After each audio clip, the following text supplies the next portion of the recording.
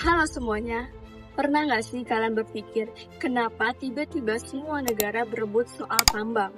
Atau kenapa harga baterai mobil listrik bisa semahal itu? Jawabannya karena mineral kritis. Dan kebetulan aku baru aja baca artikel ilmiah yang berjudul Global Critical Mineral Review and Challenges on its Exploration in Indonesia. Sebelum kita bahas tuntas, perkenalkan nama saya Trisna Zenia Zarani dari Prodi Teknologi Rekayasa Metalurgi Politeknik. Pertama, apa sih mineral kritis itu?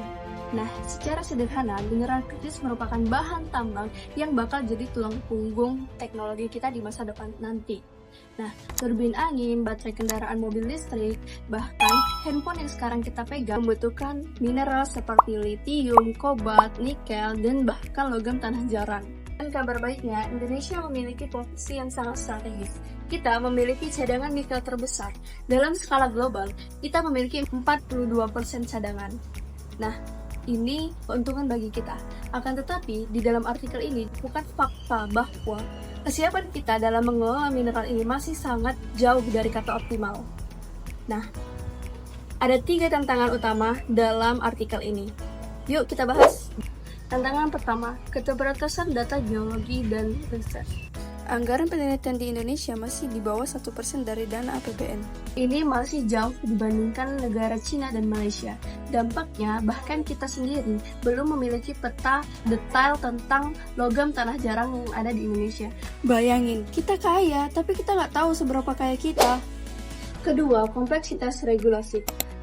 Kerangka hukum yang tumpang tindih dan juga birokrasi yang terbelit-belit sering sekali membuat para investor maju mundur untuk berinvestasi. Padahal kita sangat butuh transfer teknologi dan juga modal untuk mengolah mineral menjadi produk yang bernilai tambah, bukan hanya sekedar ekspor mineral bahan mentah. Yang ketiga, hilirisasi yang masih di tahap awal. Indonesia memiliki 54 smelter nikel, akan tetapi mayoritas fasilitas menghasilkan produk setengah jadi, bukan produk akhir yang siap bersaing dalam pasar global. Namun, ada satu hal yang menarik yang bisa membuat kita optimis di dalam paper ini. Peneliti menyoroti bahwa adanya potensi logam tanah jarang yang terperangkap dalam limbah, yaitu khususnya limbah timah di dalam limbah timah yang berada di Bangka Belitung. Yang selama ini kita anggap limbah, tetapi itu adalah potensi harta karun yang selama ini belum terolah. Kalau menurut saya pribadi, Indonesia sedang berada di persimpangan jalan. Kenapa? Karena kita memiliki sumber daya yang banyak, akan tetapi potensi kita untuk mengubahnya menjadi kemakmuran itu masih sangat lemah. Saya setuju sama kebijakan hilirisasi yang diadakan oleh pemerintah, akan tetapi ini juga harus berjalan beriringan dengan investasi yang serius dan juga riset serta teknologi. Kenapa? Tanpa itu kita cuma jadi pemasok. Artinya kita cuma menjadi penonton yang berada di panggung sendiri. Jadi kesimpulannya, mineral kritis merupakan peluang emas untuk Indonesia.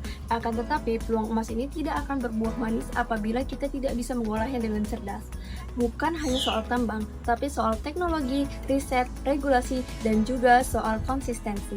Sudah saatnya Indonesia bukan hanya jadi penonton di panggung global.